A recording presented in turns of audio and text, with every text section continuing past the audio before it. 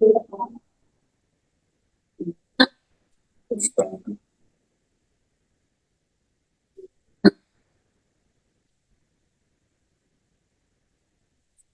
Halo Future Seekers. Putusikers.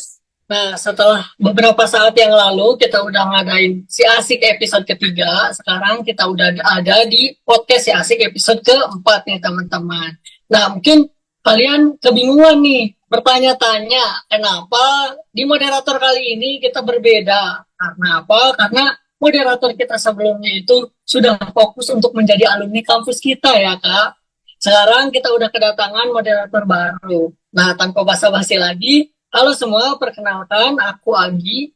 Aku mahasiswa aktif Ilmu Politik Universitas Bakri semester 5 dan di sini aku udah sama moderator baru kita nih, teman-teman. Halo semua, perkenalkan nama aku Reizas Astrid Sulardani, biasa dipanggil Rere. Aku mahasiswa aktif Ilmu Politik Universitas Bakri tahun 2023. Dan sekarang aku menginjak di semester ketiga. Nah, nanti buat teman-teman, nanti kita bakal ngadain sesi Q&A. Jadi kalau misal kalian mau nanya-nanya tentang Kak Shirley, gimana sih step atau tips and trick dari Kak Shirley? Siapa tahu kalian mau nanya kan untuk kesuksesan kita ke depannya kayak gitu. Kalian bisa nanya di live streaming IG Lab Ilpol ini ya teman-teman. Oh ya, buat teman-teman yang belum nonton dan penasaran sama 3 episode sebelum si Asik, kalian bisa nonton podcast kita di Instagram yaitu @labilpolubakri dan channel YouTube Laboratorium Ilmu Politik Universitas Bakri. Um, Oke teman-teman, di episode kali ini kita udah ngundang narasumber yang tentunya nggak kalah menarik nih teman-teman. Tentu aja ini bakal menginspirasi kita semua nggak sih Kak? Iya, kita udah ada narasumber yang sangat-sangat benar-benar bisa menginspirasi kita semua. Apalagi beliau yang satu ini magang atau trainee di European Commission teman-teman. Kurang keren apa lagi coba? Pasti ini bohong banget kalau kalian nggak terinspirasi sama beliau ini karena wah keren banget lah menurut kita ya. Iya. Pasti lah terinspirasi gitu. Oke, langsung aja kita sambut. Halo Kak Sherly. Halo Kak. Halo, hai, thank you. Aduh, Halo Kak Sherly, gimana nih kabarnya? baik banget, baik. Karena sekarang kan lagi summer kan, jadi lagi libur, kerjaan nggak terlalu banyak. So, Waduh, enak banget ya. Tahu. Sebelum kita banyak nanya nih, kita sama teman-teman yang lain pengen tahu nih, boleh nggak sih ceritain sedikit mengenai nama lengkap kakak dan alumni kakak tuh angkatan berapa dan lulus di tahun berapa dah? oke, paling ya kita perkenalan dulu kali ya. Nama aku Sarli, Sarli Rahayu nama lengkapnya. Aku angkatan 2015, terus kemarin itu lulus di tahun 2019. Jadi udah lama banget ya, lumayan. Mungkin 7 atau 8 tahun yang lalu. Wah, 2019 ya? Wah, aku baru lulus SMA tuh kalau Aku bahkan masih SMA masih Kak. iya baru lulus SMP. Iya, Wah, betul. Aku masih Sarli SMA. Kasih udah Ketahuan udah deh, udah tua kayaknya umurnya ya dulu. kita kita masih Gen Z kita Iya, masih kita Gen Z Gen Z, benar. kita Gen Z. anak-anak Gen Z gitu Kak, yang lemah. Enggak deh, nggak boleh kayak gitu Nggak ya. boleh gitu, kita nggak boleh. Mungkin kalau boleh tahu nih Kak Shirley, kesibukan Kak Shirley ini itu sedang ngapain aja nih Kak? Kalau untuk kesibukan sendiri paling yang paling utama itu kerja ya. Kebetulan aku emang lagi traineeship di European Commission. Jadi aku kerja di Directorate General of International Partnership. Kebetulan aku ngerjain tentang youth. Jadi kalau misalkan kalian tahu, kita punya kayak kedutaan di European Commission itu namanya EU Delegation kita sebutnya. Mungkin kan pasti tahu lah kalau anak KI gitu kan. Kita punya EU Delegation di sini di ASEAN by mission buat Indonesia dan ASEAN. Jadi aku ngerjain untuk youth engagement, gimana caranya kita bisa bikin European External Action itu lebih inklusif terhadap pemuda, gitu. Nah, kesibukannya lagi itu dan emang benar-benar lagi sibuk banget sih untuk gimana caranya kita bisa mengencourage anak-anak muda yang ada di partner countries kita untuk lebih aware lagi nih tentang Uni Eropa dan juga foreign policy-nya mereka. Nah, sama paling aku ngerjain ini sih, aku punya youth organization bareng sama teman-teman aku juga fokusnya di sustainable development dan juga sustainability namanya itu UC jadi namanya lucu banget namanya UC jadi Young Urbanists of Southeast Asia Kita pokoknya dari berbagai macam negara. Aku jadi Director of Communication gitu. Paling sibuknya itu aja sih, dua hal itu. Keren banget ya. Keren Gila sih. banget. Kita bisa Apalagi gabung kali ya. ya suatu saat. Bisa Kita banget. ya bismillah gitu. Mungkin yang lain juga yang mendengar ini atau bisa terinspirasi kayak gak seru banget itu, Kak kayak Shirley sekeren itu ya Kak. sekeren itu, Betul. menginspirasi itu. Nah nih Kak Shirley, tadi kan kita udah tahu ya teman-teman kesibukan Kak Shirley sama Kak Shirley ya, angkatan berapa dan lulus tahun berapa. Sekarang kita mau ngajak Kak Shirley buat flashback sedikit nih ke masa lalu. Waduh, Waduh, masa masa lalu. lalu. Ya, Bukan nyanyi ya teman-teman, tapi kita mau flashback di saat Kak Shirley menjadi mahasiswa di Universitas Bakri, khususnya di jurusan ilmu politik. Nah, kan kita tuh dengar-dengar Kak Shirley itu pernah ngikutin International Student Organization di Eropa sama di Australia nih dulunya. Kita pengen tahu dong Kak, gimana sih pengalaman Kakak selama mengikuti organisasi yang tadi udah kita sebutin itu?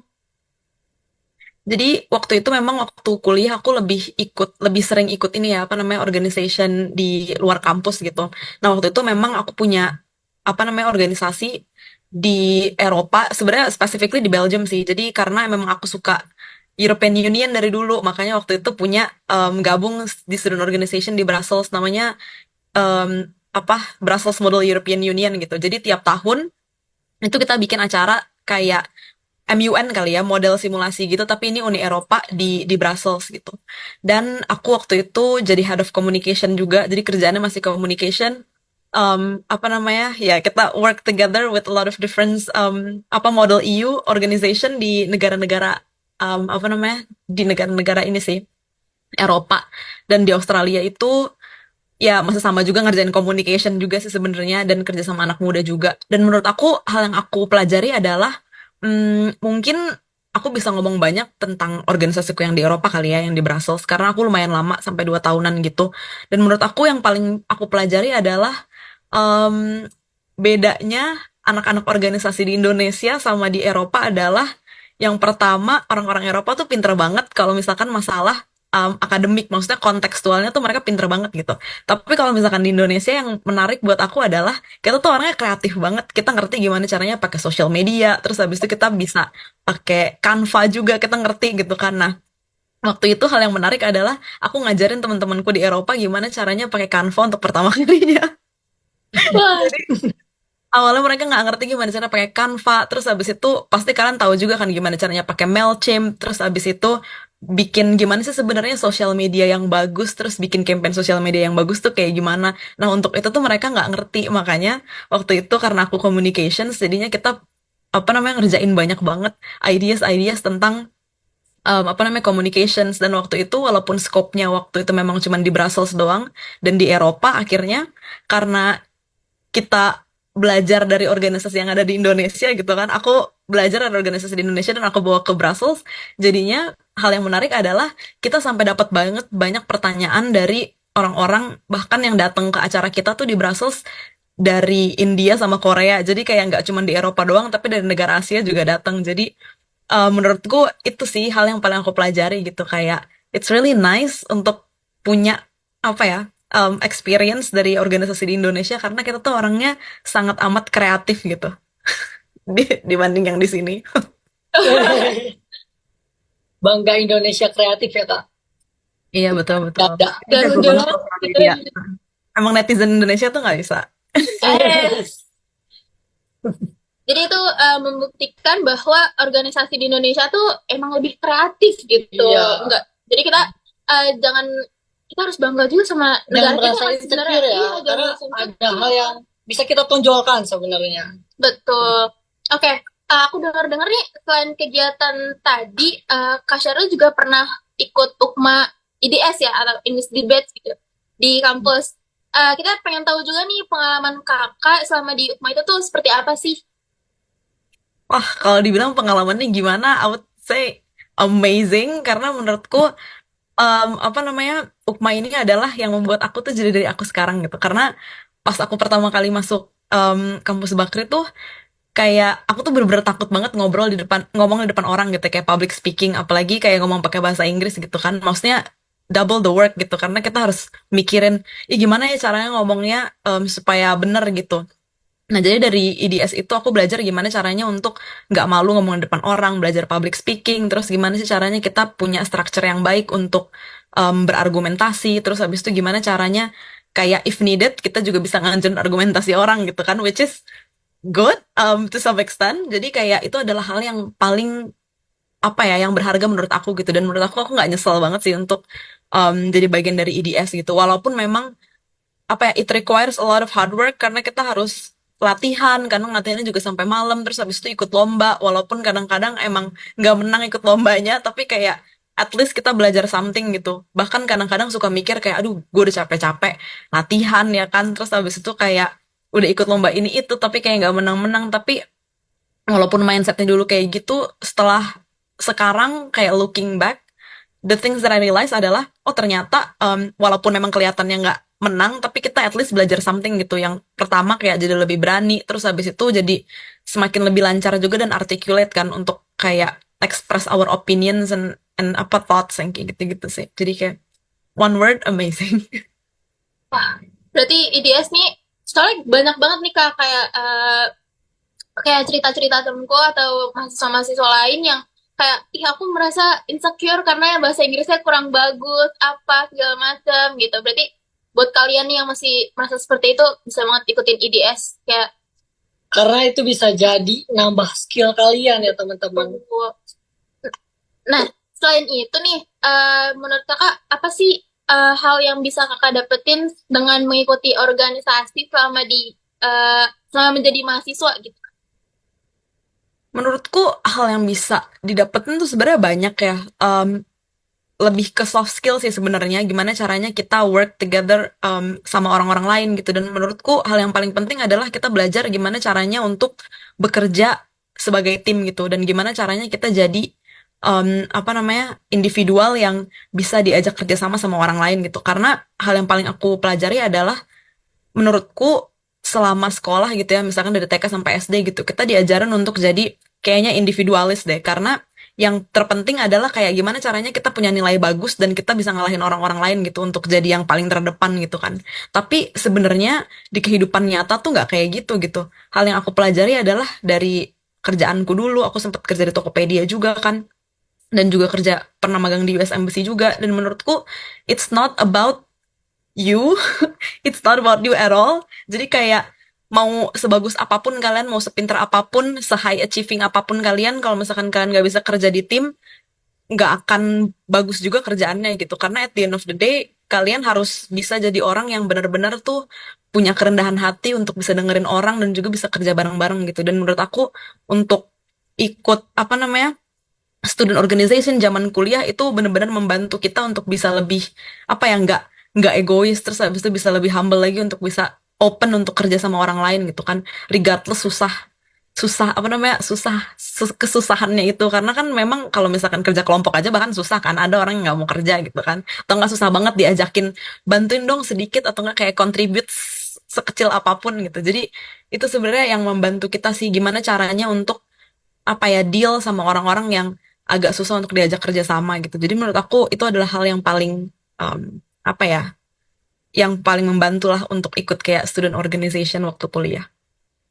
Nah, teman-teman, student organization itu sangat membantu kita untuk melatih skill. Jadi, ya Kenapa enggak ya? sebenarnya kalau semisal kupu-kupu itu pilihan ya, Betul. tapi ya selagi kita bisa ngasah lewat organisasi, kenapa enggak, teman-teman?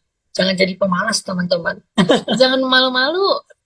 Oke, tadi kan teman-teman udah tahu ya perjalanan Kak Shirley selama menjadi mahasiswa, sama organisasi apa aja sih yang Kak Shirley ikutin. Sekarang kita mau agak move sedikit nih ke masa-masa kini. Kita mau tahu perjuangan Kak Shirley nih dari semasa mahasiswa hingga sesukses saat ini. Mungkin teman-teman pada penasaran nih Kak Shirley. Boleh dong Kak Shirley buat ceritain masa transisi itu.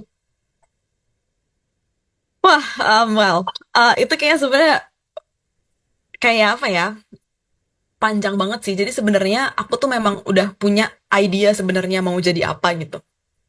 fokus aku mau jadi apa. Jadi sebenarnya waktu dari umur 8 tahun tuh aku udah kepikiran banget sebenarnya pengen kerja di KBRI. Waktu dari umur 8 tahun terus aku berpikir bahwa kira-kira apa yang bisa aku lakuin. Sebenarnya intinya kita harus nentuin dulu nih sebenarnya end goal kita tuh apa sih sebenarnya yang pengen kita capai gitu.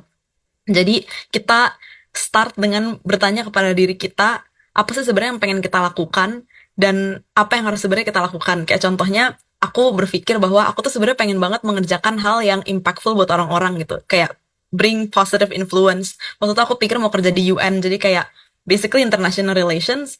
Jadi selama aku kuliah, makanya di Universitas Bakri kan aku belajar international relations. Jadi aku belajar dan menurut aku nggak cuma belajar doang, karena menurut aku kita harus tahu bahwa ada orang yang memang benar-benar pinter banget secara akademik tapi kayak kembali lagi gitu ya maksudnya di dunia nyata kita benar-benar butuh soft skill gitu jadi nggak cuma hard skill doang yang kayak kita pinter konteks tapi kita harus tahu gimana caranya kita punya soft skill juga jadi makanya dari kuliah aku udah nabung-nabung nih untuk membangun apa ya portofolio aku atau CV gitu dengan cara ikut student organization tapi student organizationnya juga nggak sembarang aku ikut-ikutan doang gitu tapi emang bener-bener dipikirkan secara strategis kayak contohnya aku pengen dikenal sebagai orang yang memang keahliannya itu di bidang Uni Eropa gitu kan tapi yang fokusnya tuh memang di Eropa gitu dan punya spesifikasi tuh di bidang sustainability dan juga teknologi gitu. Jadi aku udah mikir dari awal-awal aku kuliah tuh, oh iya ya udah kalau gitu apa ya yang kurang dari aku sekarang yang bisa aku kerjakan. Jadi aku tahu banget aku nggak bisa yang namanya public speaking, makanya waktu kuliah aku ikut EDS.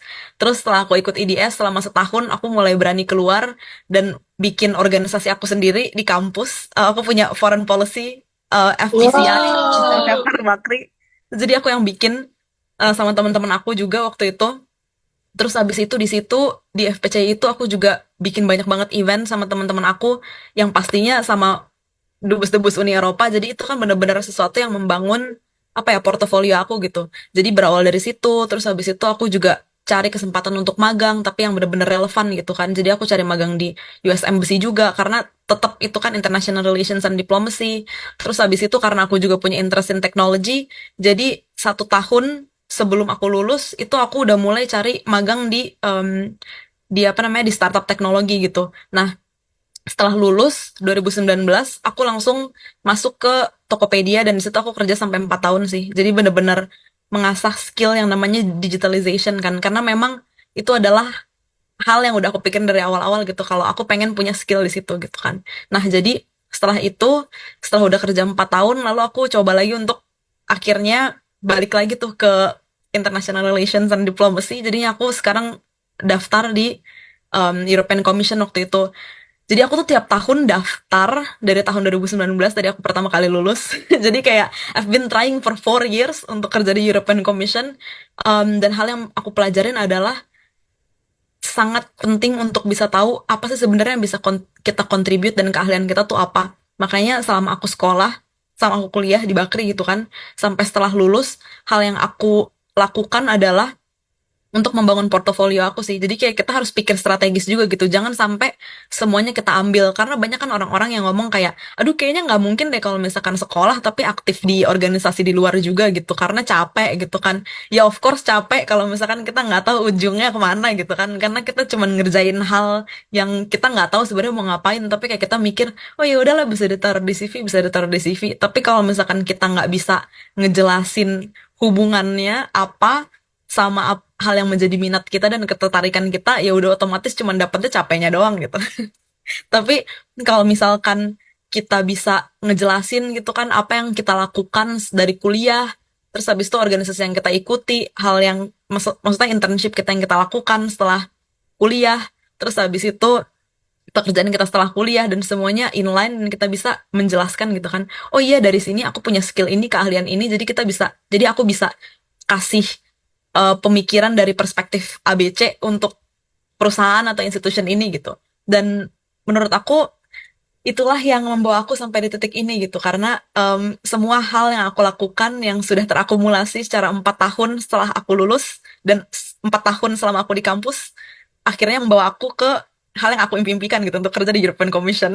Jadi sebenarnya panjang, it took me like 8 years 4 tahun kuliah, terus 4 tahun membangun portofolio dan keahlian juga. Jadi kayak kalau ditanya panjang, tapi intinya yang penting kita harus tahu goal kita apa, dan selama kita menuju ke goal kita itu kita harus pastiin juga secara strategis gitu kalau kita melakukan semua hal walaupun banyak, tapi kita jangan sampai dapet capeknya doang.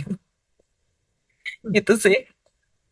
Oke, mungkin ini Kak, aku penasaran nih. Kan Kak Shirley tadi sempat banyak mention tentang bercita-cita untuk terbang ke Uni Eropa. Apa sih yang memotivasi Kak Shirley sendiri atau apa sih yang membuat Kakak tuh pengen banget buat terbang ke Uni Eropa untuk mengejar cita-cita Kak Shirley? Sebenarnya ketertarikan aku itu tuh di Uni Eropa, terus specifically mereka tuh punya EU Green Deal ya. Jadi kayak ini tentang sustainability kan. Terus waktu itu tuh awalnya tahun 2016, karena waktu itu aku lagi lomba debate, terus habis itu sering banget tuh diomongin tentang Paris Climate Agreement, terus habis itu sustainability. Dan pasti kayak misalkan anak kuliah kan penasaran gitu ya, kayak apa ya menarik gitu. Karena memang aku dari kecil tuh interestnya itu, kalau misalkan anak-anak SD zaman dulu kayak punya PLKJ gitu ya, pelajaran lingkungan gitu. Jadi kayak aku tuh bener-bener suka banget pelajaran lingkungan, dan melihat sebagai orang yang tinggal di Jakarta gitu kan, ngelihat apa namanya lingkungan yang terus-terusan banjir, kayak aku tuh jadi mikir gitu, what we can actually do about it gitu, and how. Karena kayak for every problems in this, in this world, there must be a way on how to tackle it kan. Jadi aku mikir kayak gimana caranya kita bisa ngelakuin itu. Dan setelah aku belajar tentang konsep climate change, terus habis itu kayak sustainability, I realized bahwa oh ternyata ada loh study yang benar-benar fokus tentang ini, dan juga bisa ngelihat hal itu tuh dari perspektif international relations gitu. Nah, makanya setelah itu aku ngelihat gitu kira-kira negara mana sih yang leading untuk ngelakuin effort ini, dan aku ngeliat tuh yang paling bagus sama European Union gitu kan. Jadi waktu itu aku belajar kira-kira polisinya mereka apa, kira-kira apa yang membuat mereka sukses gitu kan, kira-kira apa yang membuat member-member state-nya European Union tuh bisa sebagus itu gitu, in terms of tackling climate change, terus habis itu masalah sustainability juga gitu kan. Nah makanya aku pengen banget tuh belajar hal-hal yang kayak gitu. Nah setelah aku tahu memang keahliannya di situ, dan juga specialty-nya mereka adalah di sektor itu, jadi aku langsung mikir kayak oh ya udah berarti aku adalah tipe orang yang kayak kalau misalkan aku belajar dan tertarik sama sesuatu, aku tuh nggak mau belajar cuman setengah-setengah. Kayak I have to learn and work with the best and from the best. Jadi kayak aku nggak mau tuh kayak cuman setengah-setengah. Kalau misalkan yang paling bagus adalah Uni Eropa, let's just go to Uni Eropa, why not? Wah, sangat menarik ya Benar. teman-teman. Menginspirasi kita. Mungkin sekarang tuh banyak gak sih Kak yang viral-viral kalau semisal ngelihatnya cuma di kesuksesannya aja. Benar. Padahal perjalanannya tuh nggak seinstan yang Dan kita tunjukkan segampang itu gitu. ya Kak. Betul. Banyak banget lika-liku yang harus dilakuin gitu teman-teman. Tapi kalau semisal kalian mau berusaha, ya pasti ada jalannya. Itu sih kata Kak Shirley teman-teman ya. Ternyata kita. Iya. Oke, jadi melihat kakak yang sekarang gitu, kita mau nanya juga nih, menurut kakak skill apa sih yang harus diasah atau dimiliki dari seorang, apa yang harus kita persiapkan gitu skillnya yang sebagai seorang mahasiswa untuk melanjutkan ke jenjang yang di dunia pekerjaan, ngelihat perkembangan kakak juga pastinya kan nggak mudah gitu. Menurut kakak setelah perjalanan kakak, apa sih yang bisa kakak persiapkan sebetulnya harusnya dari semasa kuliah gitu?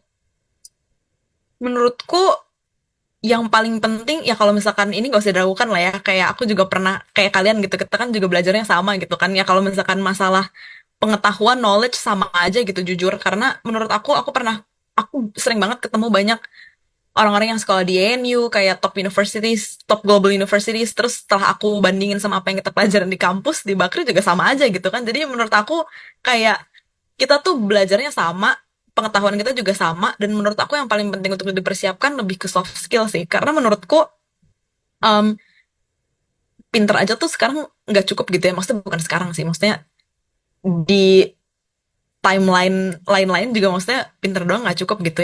Dan menurut aku tuh yang paling penting adalah soft skill, karena untuk jadi humble dan resilient tuh bener-bener susah banget. Aku pernah ngobrol sama salah satu orang gitu kan, dia bilang anak-anak yang pinter tuh sekarang banyak, tapi yang rendah hati dan egonya nggak tinggi tuh jarang banget. Jadi kayak nggak peduli sepinter apapun kalian, kalau misalkan personality-nya jelek, you wouldn't make it ever di dunia kerja ataupun dimanapun. Jadi kayak untuk jadi orang yang humble, mau dibilangin orang dan mau belajar dari orang lain itu penting banget sih sebenarnya.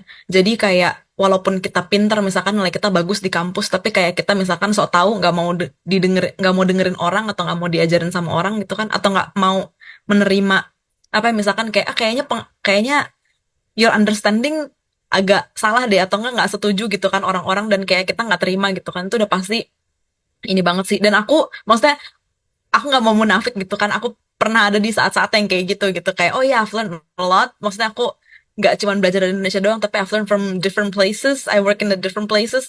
Aku pernah ada di titik dimana kayak kayaknya gue lebih tahu daripada ini orang tapi kayak itulah hal yang membuat aku sadar bahwa sebenarnya attitude yang kayak gitu nggak akan membawa kita jauh kemana-mana gitu. Justru itu malah bikin kita susah banget untuk move forward. Karena pertama, kalau misalkan kita gagal, kita pasti bakal tetap terus-terusan kayak dwelling on it yang kayak, kok bisa ya gue nggak dapet ini gitu. Kayak seorang gue masa nggak bisa yang kayak gitu-gitu itu kan udah pasti bener-bener bikin kita kapok buat coba lagi gitu kan. Karena yang pertama pasti kita malu gitu kayak, kok gue gagal-gagal terus ya yang kayak gitu-gitu. Jadi menurutku hal yang paling penting diasah adalah gimana caranya kita bisa tetap humble, terus abis itu bisa tetap apa ya punya kemauan untuk terus belajar dan jadi orang yang open untuk apa namanya menerima masukan dan juga kayak kalau misalkan dikasih tahu sama orang kita denger gitu.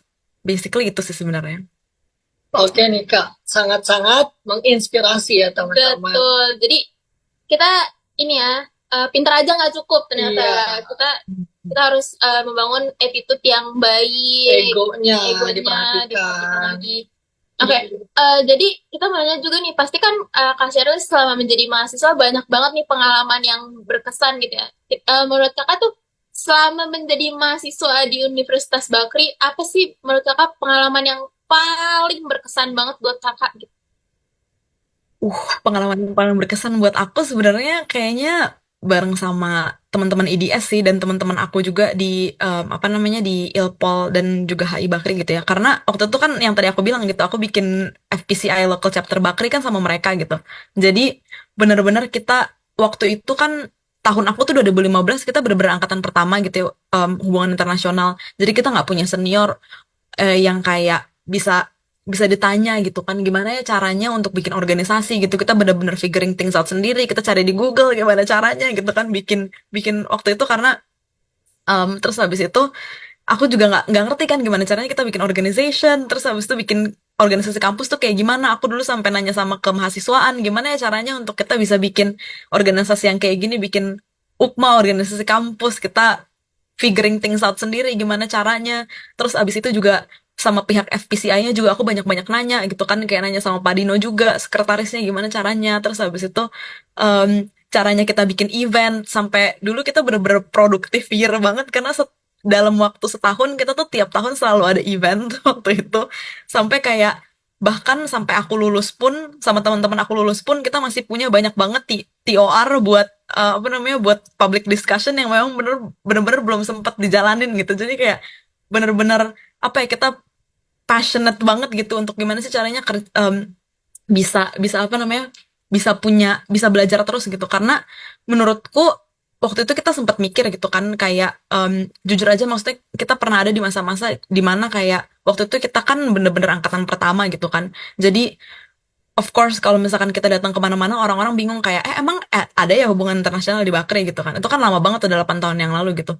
Terus habis itu kita akhirnya ya kalau misalkan orang-orang yang nggak tahu ya pasti kita jadinya sedih gitu kan kayak ih kok kita nggak dikenal orang ya. Tapi yang aku seneng banget dan paling berkesan adalah untuk kita, untuk aku dan teman-teman aku yang bikin FBCI Bakri itu adalah dulu kita mikir kalau misalkan emang orang-orang nggak tahu, ya itu saatnya kita untuk bikin mereka tahu gitu. Gimana caranya kita bikin mereka tahu? Ya udah kita bikin satu gebrakan aja. Makanya tiap tahun kita selalu bikin acara dan kita undang orang. Dan akhirnya waktu itu kita punya apa ya kayak community yang baik banget. Waktu itu kita sampai punya apa namanya antara lokal chapter tuh mereka tuh kenal gitu kayak oh iya nih Bakri gitu kan, sampai apa-apa tuh kita yang selalu diajak untuk partnering gitu untuk kalau misalkan ada acara di headquarters gitu kan di FPCI pusat gitu. Jadi menurut aku itulah hal yang paling apa ya berkesan untuk aku gitu karena walaupun ibaratnya kita angkatan pertama dan memang benar-benar susah banget untuk caranya kita bisa dinotis sama teman-teman yang lain juga, teman-teman DHI dari kampus lain, tapi em, rasanya walaupun berat, tapi karena kita ngerjainnya bareng-bareng gitu kan ada 10 orang, terus habis itu banyak juga member-member kita yang baru gitu kan, kayak adik-adik kelas kita yang punya mission dan vision yang sama, jadi rasanya tuh bener-bener kayak, oh ternyata banyak yang dukung gitu ya, dan banyak juga orang yang punya, apa namanya, the same exact, apa, excitement untuk basically bikin satu breakthrough gitu. Jadi itu sih sebenarnya yang menyenangkan. Dan sekarang juga masih ada kan organizationnya, jadi ya I'm very happy. Buat teman-teman yang gabung FPCI ini ada pendirinya nih.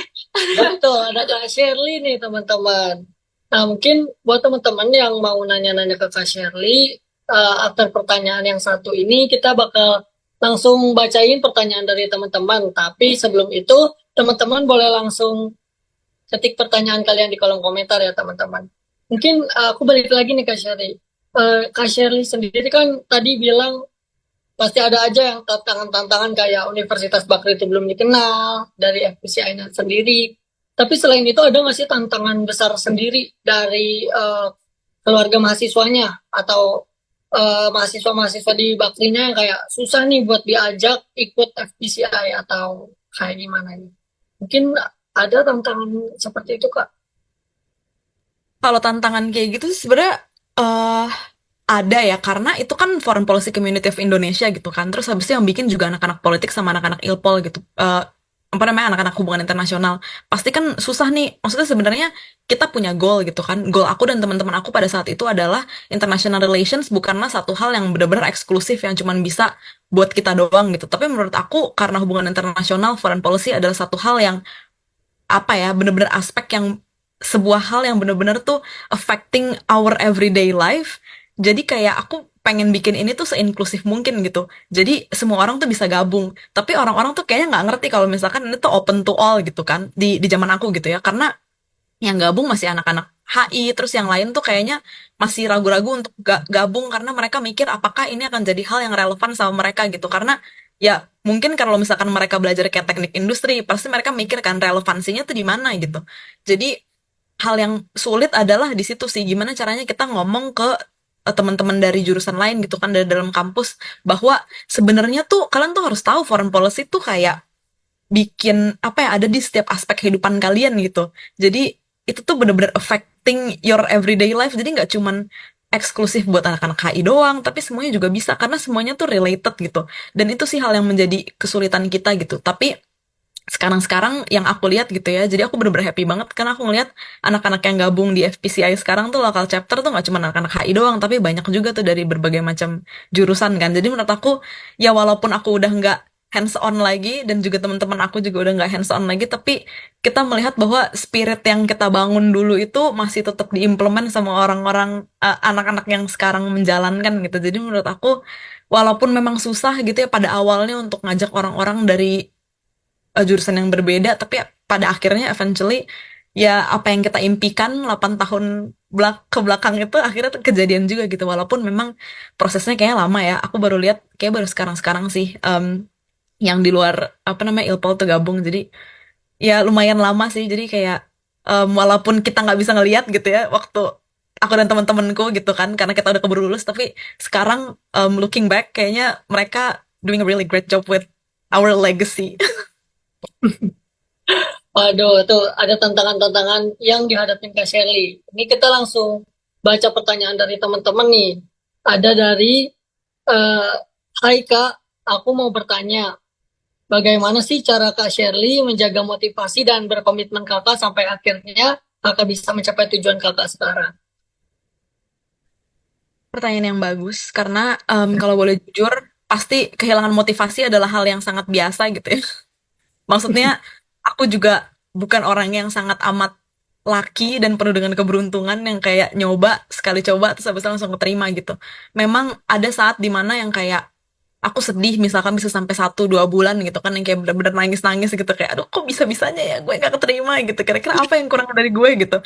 Kayak kok bisa-bisanya ya, kenapa ya buat orang-orang tuh kayak gampang banget, kenapa buat gue kayak susah banget gitu. Pasti masa-masa kayak gitu ada lah, aku nggak mau bilang kayak nggak pernah ngerasain kayak gitu, tapi yang paling penting adalah mungkin di saat-saat titik terendah kita, hal yang paling rasanya nyaman dan mudah untuk dilakukan adalah untuk menyalahkan diri kita gitu, kayak kenapa sih gue kayak gini, atau menyalahkan keadaan gitu, kayak ini pasti gara-gara gue ini aja nih makanya gue nggak beruntung gitu kan in life. Tapi menurutku hal yang selama ini membantu aku adalah karena satu, aku punya mimpi gitu, dan juga aku punya tujuan yang memang aku lihat tuh kayak, oh ya udah, pada akhirnya gue percaya gue pasti bisa sampai ke tujuan tujuan akhir gue gitu. Maksudnya kayak, oh pengen kerja di European Commission gitu kan, jadi kayak oke, kalau ini nggak jadi kira-kira ada channel lain nggak ya. Jadi contohnya aku kasih real example. Waktu itu aku daftar magang di ASEF, ASEAN Europe Asia Europe Foundation di Singapura. Jadi waktu itu aku daftar internship karena aku suka banget sustainability. Aku apply untuk sustainability team kan, dan waktu itu kebetulan keterima. Cuman kan aku nggak punya uang untuk funding my life di sana karena itu unpaid internship. Jadi kayak, what am I gonna do? Kayak of course aku marah karena kayak, aduh, coba kalau gue punya duit pasti gue bisa. Tapi kalau misalkan kita mau dwelling on that, nggak ada gunanya, pasti juga nggak akan jalan kemana-mana. Jadi hal yang aku lakukan adalah cari cara lain. Pasti ada lagi kok kesempatan gitu kan, yang memang ya mungkin sama-sama gitu kan, karena aku yakin banyak banget kesempatan yang bisa kalian lakukan. Karena when one door close, another one's open. Jadi kayak there's always something to do. Jadi kayak jangan dwell on it. Sedih-sedih nggak apa-apa, dihabisin aja rasa sedihnya, terus habis itu kayak we have to move forward karena we don't have time. Bagus banget. Berarti apapun yang terjadi kita harus selalu ingat dengan tujuan awal kita ya. Jadi itu Betul. yang bisa membangun motivasi kita Motivasi. lagi gitu. Ada yang nanya nih, halo Kak, aku pengen tanya, kenapa Kak Sheryl lebih milih Belgia dibandingkan negara-negara di Eropa lainnya?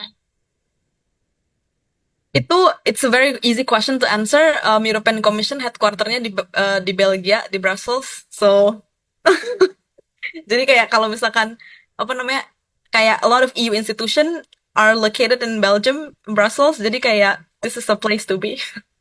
Tapi kalau misalkan kalian mau mimpinya lain, misalkan for example nggak tahu, UNF Triple C, mungkin Germany will be the best place for you guys. Tapi for me it's European Commission, so it's Belgium.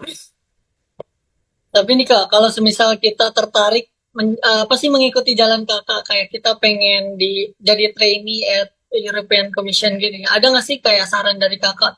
Kamu tuh skillnya harus bisa ini, atau apa gitu Kak? Tips and tricks Iya, gitu ya, tips and trick tricks. dari Kakak buat kita.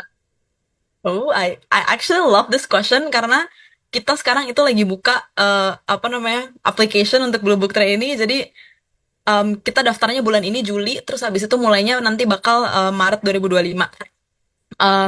Saran aku sih, karena aku udah nyobain daftar 4 tahun berturut-turut, jadi aku gagal 8 kali.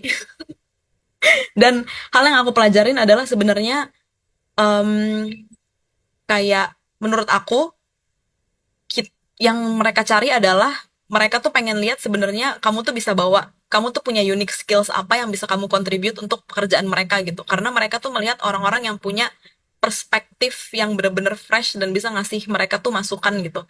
Karena aku daftar waktu itu, waktu aku lulus kuliah, of course kalau misalkan masih lulus kuliah kayak kita masih belum punya apa ya, sesuatu yang dikontribute gitu kan. Tapi karena menurut aku di sini average usianya gitu ya, di sini itu untuk magang di European Commission itu 29 tahun, dan mereka itu mostly mereka PhD dan juga minimal banget punya masters.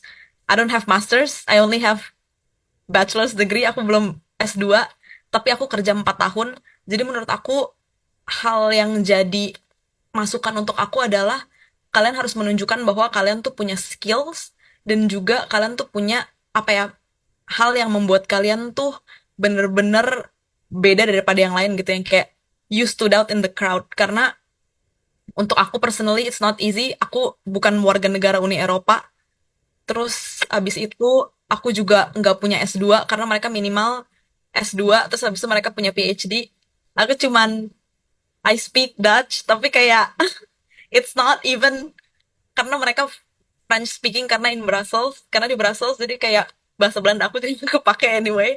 Jadi kayak it's really I think for me personally kayak bener-bener sebenarnya bener-bener susah banget dan bener-bener challenging banget, karena of course pasti dari pola pikir beda banget kan, karena aku ngeliat teman-teman magang aku yang udah PhD, yang udah S2 gitu kan, S2-nya sampai 2 kali 3 kali gitu. Karena kalau di Eropa tuh orang-orang S2-nya nggak cuma sekali aja guys, tapi kayak 2 sampai 3 kali. Dua adalah minimum. Jadi aku tuh bener-bener berpikir bahwa kayak oh bener-bener ya ternyata pola pikir pinter aja tuh nggak cukup, tapi pola pikir, strategic thinking, problem solving itu bener-bener skills yang memang bener-bener kalian harus asah banget sih untuk bisa kerja di big international organization.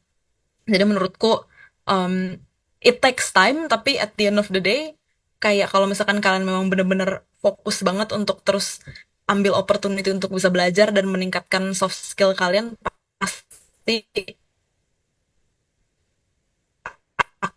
akan dapat apapun yang kalian inginkan gitu. Be it EU Commerce sih. Ya. Oke, em, ada yang nanya lagi nih Kak, ada nggak sih kendala Kakak saat magang di Belgia dan apa perbedaan sistem kerja dari Belgia dan Indonesia? Em, Kalau misalkan ngomongin kendala, aku rasa sih sebenarnya kendalanya nggak ada ya, maksudnya dalam bekerja gitu, karena sebelum aku magang di sini aku udah kerja 4 tahun di Tokopedia gitu kan, maksudnya, dan juga GoTo gitu, kayak udah lumayan lama juga gitu maksudnya kerja. Jadi untuk kerja di tempat yang bener-bener fast pace dan juga bener-bener harus begadang terus habis itu workloadnya banyak, aku udah biasa banget. Jadi sebenarnya work wise nggak masalah, terus habis itu social life juga sebenarnya nggak masalah, karena sebelumnya aku juga ikut organisasi di Belgia kan, jadi I have friends, I have my connection network and everything. Tapi menurut aku yang jadi kesulitan adalah orang-orang di Eropa tuh mereka bener-bener multilingual banget gitu, mereka bisa ngomong switch bahasanya cepet banget gitu, kayak tiba-tiba dia ngomong bahasa Inggris terus mereka ganti jadi bahasa Prancis, terus tiba-tiba jadi bahasa Jerman, terus habis itu bahasa Itali gitu kan. Sedangkan aku cuman bisa bahasa Inggris dan bahasa Belanda gitu, dan gak ada orang yang mau ngomong bahasa Belanda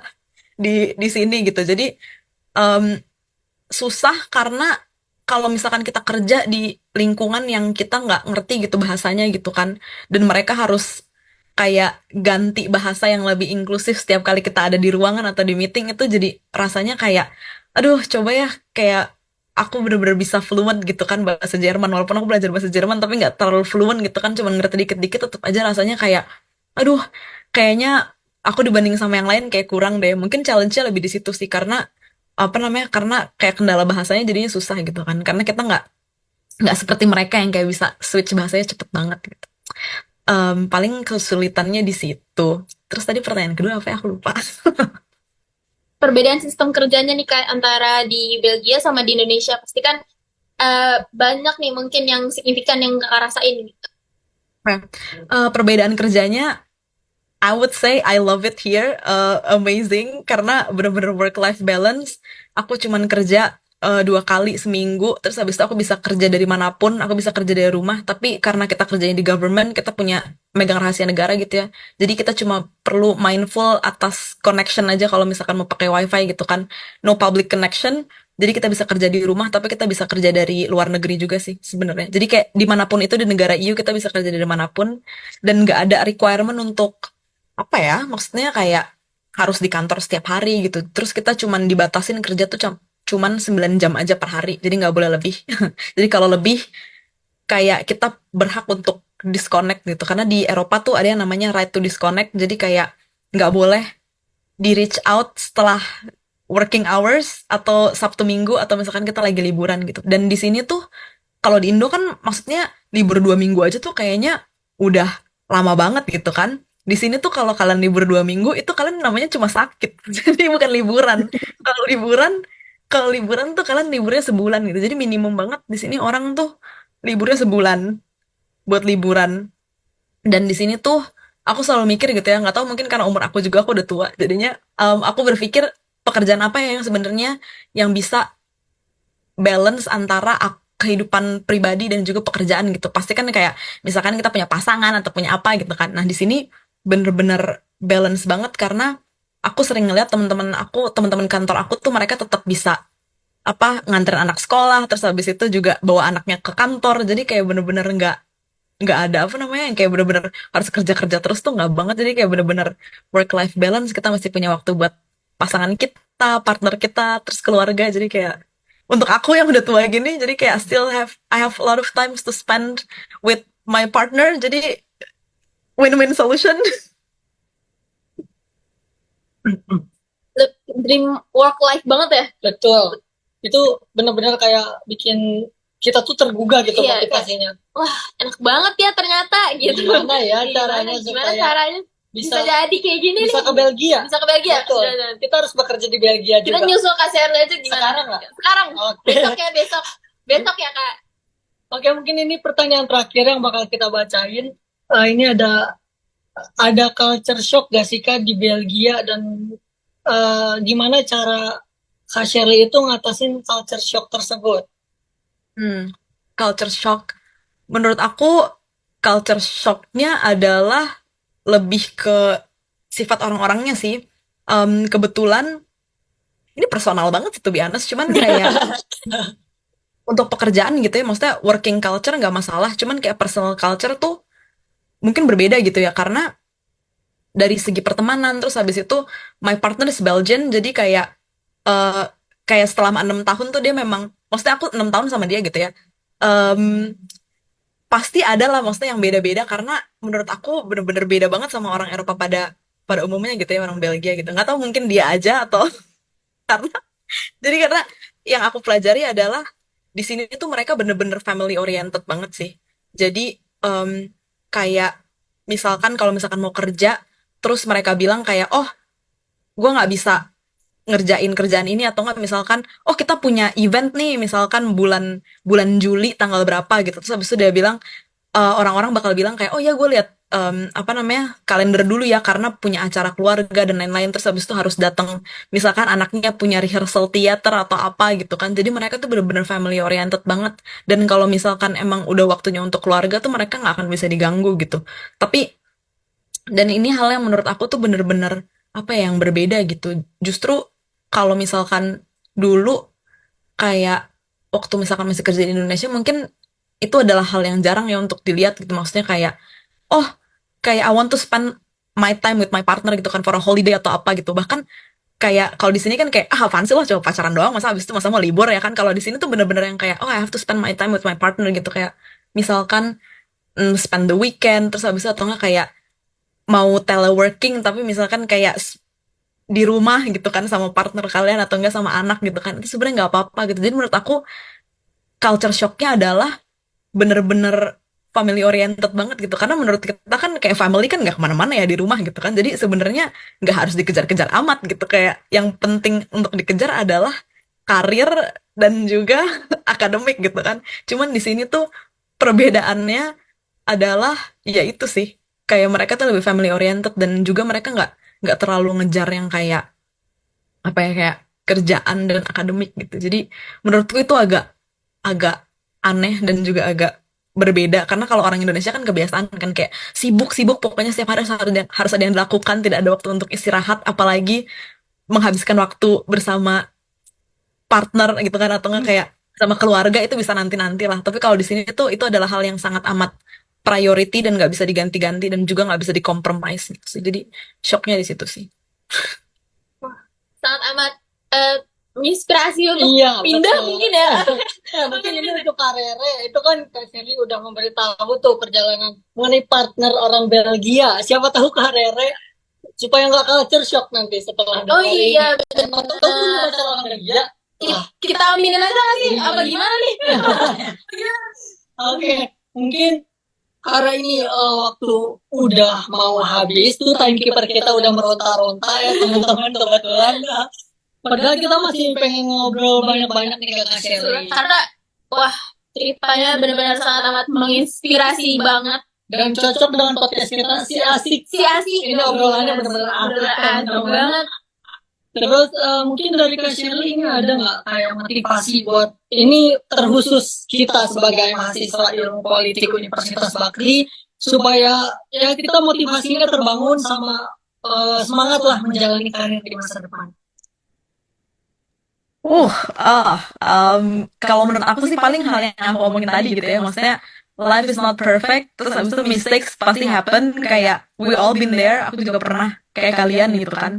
Jadi yang paling penting adalah kayak keep moving forward, karena kalau misalkan satu pintu tertutup pasti ada lagi yang terbuka gitu kan. Dan menurut aku juga dulu mikir kayak bisa nggak ya aku yang kayak lulusan dari Bakri untuk melakukan sesuatu gebrakan gitu kan, yang kayak hal yang sangat amazing gitu. Dan ternyata kayak aku bisa. Jadi kayak harapan aku adalah let me be your living example. Kalau misalkan aku bisa, pasti kan semua pasti bisa dan bisa lebih hebat lagi daripada aku. Jadi kayak I'm paving my way for you guys, so I know that if you try hard you can totally make it. Jadi kalau misalkan ada yang mau tanya-tanya tentang traineeship di European Commission, I would be happy to answer. Kayak you have my contacts, everything, just let me know. Jadi kayak I'll be happy to help you guys. Sama-sama anak Bakri, jadi kayak we have to help each other. Wow. Ya, kalau kita punya tujuan, udah terobos aja di pintu ya. Semua pintu kita terobos aja. Iya, kita masukin ya. Karena kalau misal satu pintu tertutup, pintu Pintu lain lainnya terbuka. Terus buat teman-teman tadi kan udah tahu nih, katanya kalau misal mau tahu mengenai European Commission bisa tanya-tanya ke Kak Shirley ya. Ada juga kontaknya. Mungkin nanti bisa follow juga IG-nya Kak Shirley. Nanti bisa tanya-tanya mungkin lewat situ. Betul. Oke, mungkin selanjutnya karena waktu kita udah habis ya Kak Rere. Closing statement dari Kak Shirley nih buat kita seperti apa Kak? Ooh, I thought it was a closing statement, but not. Okay. Ya udah. Closing statementnya kalau dari aku very simple sih guys. Maksudnya starting point kita sama gitu kan. Kita sama-sama kuliah di Bakri gitu kan. Jurusannya sama, terus pelajarannya juga sama. Jadi kayak kalau misalkan aku bisa, kalian pasti bisa lebih baik dari aku. Dan sekarang juga lebih banyak opportunity juga kan buat kalian, kayak ada ISMA. Terus habis itu ada banyak banget funded opportunity untuk kalian bisa belajar lebih banyak lagi. Jadi menurut aku dengan segala keterbatasan aku zaman-zaman dulu gitu ya waktu kuliah, dan sekarang kalian punya opportunity lebih banyak, jadi kalau aku bisa, kalian juga pasti bakal lebih bisa dan lebih bagus lagi sih, dan lebih jago, udah pasti, karena sekarang lebih banyak information di. That's all, like my closing statement. Keren banget Kak Shirley teman-teman. Semoga kita bisa berkembang bareng-bareng sama teman-teman yang lainnya juga nih. Iya, dengan kita ngundang Kak Shirley sebagai narasumber kita, dia bisa jadi motivasi anak Ilpol sendiri ya Kak Rere. Betul. Ya, teman-teman bener kan? Kita ngundang narasumber yang setiap episodenya itu menginspirasi. Jadi kalau misal kalian nggak nonton itu rugi, ya Kak. Benar dapat motivasi dari alumni. Benar-benar. Ini bohong banget nih kalau ada yang bilang kita mengundang narasumber yang tidak menginspirasi. Wah kalian, Makanya ditonton teman-teman. Iya ditonton ya teman-teman. Iya, mungkin karena ini waktunya sudah habis dan waktu kita terbatas juga. Jadi buat teman-teman jangan lupa saksikan. Ya buat teman-teman yang terlewat, nanti kita bakal upload podcast ini di YouTube Lab Ilpol Bakri sama Instagram kita di feed ya Kak. Betul. Dan nanti kita bakal nunggu nih episode kelima bakal ngundang siapa lagi ya Kak? Yang penasaran ditungguin aja di episode kita kelima nih. Iya betul. Mungkin Yang pastinya ini menginspirasi juga dong pasti. betul, karena setiap narasumber kita itu pasti menginspirasi Kak. Betul. Tujuan awal kita membuat podcast ini buat apa? Menginspirasi. Dan membangun motivasi anak Ilpol. Jadi buat kalian yang masih kayak males-males belajar, males-males kuliah, tinggalin lah itu. Iya betul. Nah mungkin itu aja Kak Shirley, kami mau mengucapkan terima kasih banyak udah bersedia jadi narasumber podcast Siniar Asik Ilmu Politik Universitas Bakri. Setiap kata dan kalimat yang Kak Shirley berikan itu sangat memotivasi kita teman-teman. Itu. Terima kasih banyak Kak Shirley. See you. Bye-bye gitu sih Kak. Bye-bye Musikers. Terima kasih Kak Shirley. Iya. See you di episode 5. Kita foto dulu kan sama Kak Shirley.